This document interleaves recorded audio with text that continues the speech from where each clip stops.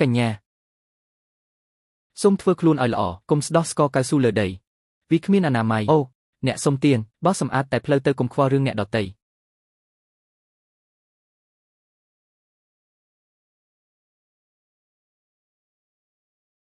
ហេមើល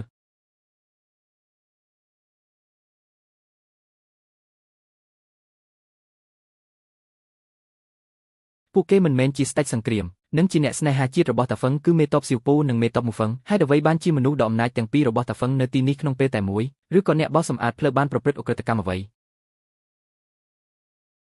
បម្រើលោកម្ចាស់ជានិច្ចបម្រើលោកម្ចាស់ជានិច្ចកុំធ្វើបែបនេះនៅសាធារណៈឆាប់ក្រោកឡើងអ្នកទាំងអស់គ្នាលោកម្ចាស់យើងលំបាកក្នុងការស្វែងរកអ្នកលោកម្ចាស់លះបង់ច្រើនណាស់សម្រាប់តាហ្វឹងឥឡូវនេះអ្នកគឺជាអធិរាជប្រសិនបើលោកម្ចាស់ចង់បានខ្ញុំអាចធ្វើឲ្យអ្នកក្លាយជាអ្នកមានបំផុតនៅតាហ្វឹងនេះហើយខ្ញុំក៏អាចធ្វើឲ្យអ្នកក្លាយជាបុរសខ្លាំងបំផុតនៅតាហ្វឹងដែរបានហើយឥឡូវខ្ញុំមានអាយុជិត50ហើយខ្ញុំលែងចាប់អារម្មណ៍លើទ្រព្យសម្បត្តិនិងអំណាចទៀតហើយម្ដាយរបស់សៀវហាបានស្លាប់ទាំងវ័យក្មេងខ្ញុំគ្រាន់តែចង់នៅកំដរកូនប្រុសខ្ញុំនិងជួយមើលថែកូនគាត់ប៉ុណ្ណោះគ្រប់គ្រាន់ហើយទៅវិញចុះប៉ុន្តែកុំឲ្យខ្ញុំនិយាយលើកទី2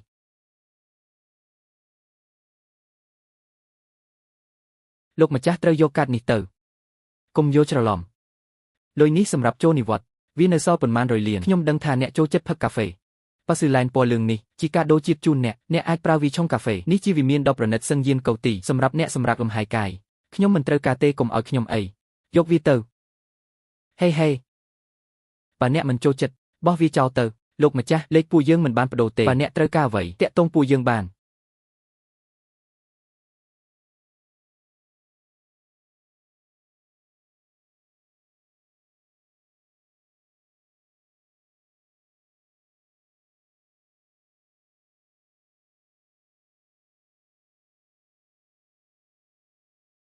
អូអ្នកនៅទីនេះទេអ្នកដន្លង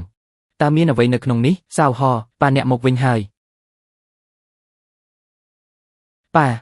អ្នកមកវិញហើយសាវហប្រាប់គាត់ខ្លួនឯងទៅប៉ាចុះអ្នកអាចចេញពីផ្ទះនេះបានទេថាម៉េចខ្ញុំខ្ញុំនឹងសម្រាលកូនឆាប់នេះដូច្នេះម៉ាក់ខ្ញុំមកថែខ្ញុំមួយរយៈបន្ទាប់មកអ្នកត្រូវចេញពីផ្ទះមួយរយៈផ្ទះនេះនៅមានបន្ទាប់ទំនេរដូច្នេះវាមានកន្លែងគ្រប់គ្រាន់ហើយទោះបីអ្នកដន្លងស្នាក់នៅទីនេះក៏ដោយនៅចុងបញ្ចប់អ្នកគឺជាប្រុសវានឹងពិបាកសម្រាប់កូនស្រីខ្ញុំបំបើដោះកូនដូច្នេះហើយយើងកំពុងពិភាក្សារឿងនេះជាមួយអ្នកពិភាក្សាវាមិនមែនពិភាក្សាទេពេលដែលអ្នកបានខ្ចប់អីវ៉ាន់ខ្ញុំរួចសូម្បីមុនពេលខ្ញុំមិនទាន់មកដល់ផ្ទះក្រៅពីនេះមុនពេលបំបើកូនអ្នកគ្រាន់តែប្រាប់ខ្ញុំនឹងចូលក្នុងបន្ទប់ខ្ញុំវាមិនចាំបាច់ខ្ញុំត្រូវចេញពីផ្ទះទេយើងបំភ្លេចរឿងនេះចោលទៅវានៅមានបន្ទប់ទំនេរដូច្នេះមានកន្លែងទំនេរសម្រាប់តែខ្ញុំដើរមិនមានកន្លែងទំនេរទេស្ដាប់ខ្ញុំឲ្យច្បាស់សៀវហ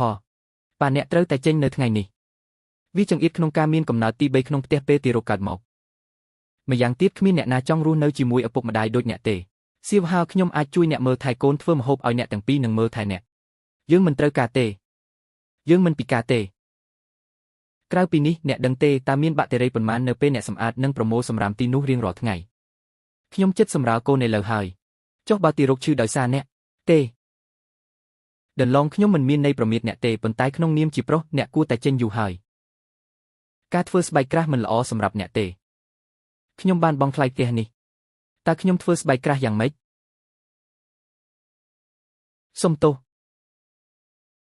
ប្លង់ផ្ទះនេះគឺដាក់ឈ្មោះខ្ញុំនិងសៀវហោហើយ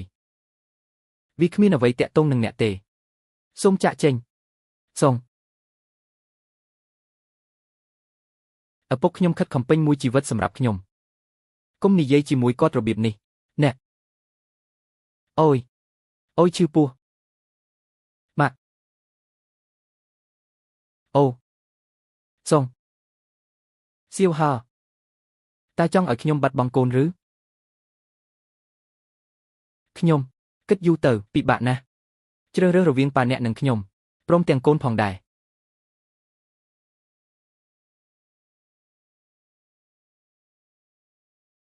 មិនអីទេខ្ញុំចាក់ចេញ សៀវហាអាចឲ្យកាត់បង់ប្រាក់ខ្ញុំមកតើវាយ៉ាងម៉េចវានៅចំណាយជាច្រើនពេលទីរកកើតមកក្នុងនាមជាជីតាតើអ្នកមិនគិតចង់ចិញ្ចឹមចៅអ្នកទេទោះបីជាដូច្នេះខ្ញុំក៏ត្រូវការត្រត្រង់ខ្លួនឯងដែរខ្ញុំត្រូវការជួលលលែងនៅខាងក្រៅអ្នកគឺជាប្រុសទៅបង្កើតអ្វីមួយដោយខ្លួនឯងតើឈ្គួតទេឬទៅសួររកកាត់ប្រាក់ខែរបស់អ្នកនៅពេលដែលប្រាក់ខែរបស់អ្នកបានត្រឹម$2,000ក្នុងមួយខែតើស្បែករបស់អ្នកក្រាស់ម្លេះពិតមែនឪពុកក្មេកអ្នកផ្សេងក៏គេបង្ហាញកូនប្រសារស្រីពួកគេជាមួយនឹងប្រាក់ឧបត្ថម្ភប្រចាំខែពេលដឹងថាពួកគេមានផ្ទៃពោះដែរបង់ថ្លៃពិនិត្យផ្ទៃពោះបង់ថ្លៃរៀនរបៀបមើលថែទាំកុមារពេលនៅតូចនិងផ្សេងទៀតអ្នកគឺជាមនុស្សម្នាក់គត់ត្រូវបាត់ពីយប់នេះយើងមិនចង់ឃើញសំបីសក់អ្នកមួយសរសៃប្រាក់ខែអ្នកគ្រាន់តែ$2,000ប៉ុណ្ណោះប៉ុន្តែអ្នកថែមទាំងចង់បានវាទៅវិញហេតុអ្វីកំណាញ់ម្លេះមិនអីទេទុកឲ្យចៅខ្ញុំទៅប៉ា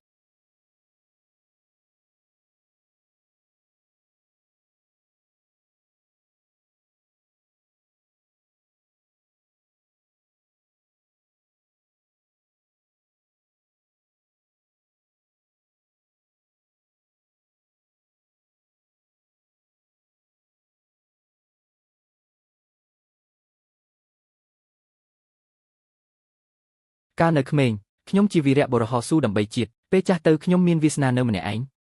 ត្រូវគ្រួសារខ្លួនឯងដេញចេញពីផ្ទះហួសចិត្តណាស់ហឺ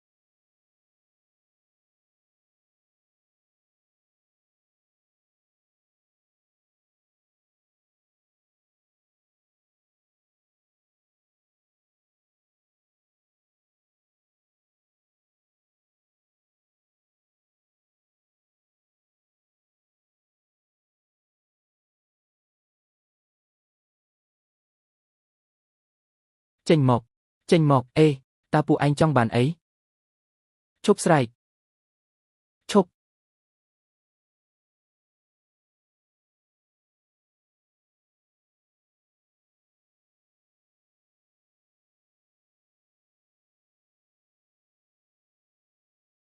លេងនាង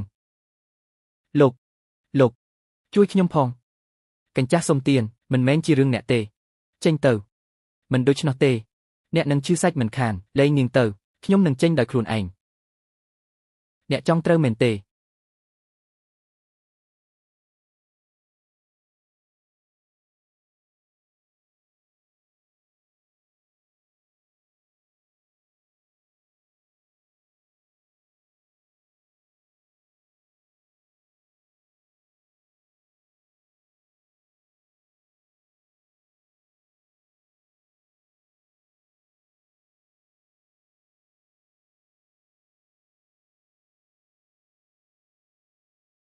លែងនាងទៅ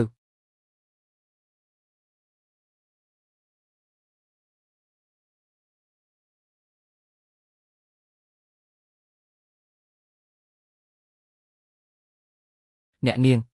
មិនអីទេ